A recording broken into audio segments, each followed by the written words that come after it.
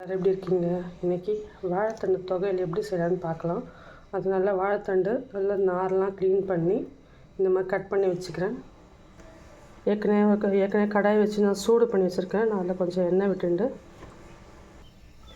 உளுத்தம்பருப்பு ஒரு 1/2 ஸ்பூன், நான் 1/2 தண்டு எடுத்துருக்கேங்க. 1/2 தண்டுக்கு ஒரு 6 வரமிளகா, உங்கள் காரத்துக்கு ஏற்ப நீங்கள் சேர்த்துக்கோங்க. இது நல்லா கோல்டன் ப்ரௌன் கலரில் நல்லா வறுத்துருங்க. இதை ஸ்டேஜ் வந்ததுமே கட் பண்ணி வாழைத்தண்டு நல்லா சேர்த்துருவாங்க. லைட்டாக தண்ணி விட்டுட்டு கொஞ்சம் சிம்மில் வச்சுட்டு மூடி வைக்கிறேங்க. ஒரு 5 மினிட்ஸ் வேகட்டும். இந்த பொசிஷனுக்கு இது வந்ததுமே துருவன தேங்காய் இதில் சேர்த்துருங்க. துருவன தேங்காய் சேர்த்ததுமே ஸ்டவ் ஆஃப் பண்ணிவிட்டு அந்த சூடுலேயே அது வறுத்தா போதும்.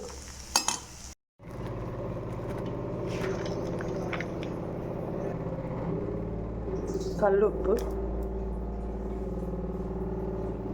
2 புளிப்பிட்டு, நல்லா ட்ரெடிஷ்னலாக வாழைத்தண்டு தொகையில் ரெடிங்க. நல்லா கொஞ்சம் குறப்பாக அரைச்சி எடுத்துக்கோங்க. இதை சாதத்துக்கு பிசைஞ்சு சாப்பிட்லாம், கூட்டு சாதத்துக்கு தொட்டுன்னு சாப்பிட்லாம். நீங்களும் ட்ரை பண்ணி பார்த்துட்டு கமெண்ட்ஸில் சொல்லுங்கள் ஃப்ரெண்ட்ஸ்.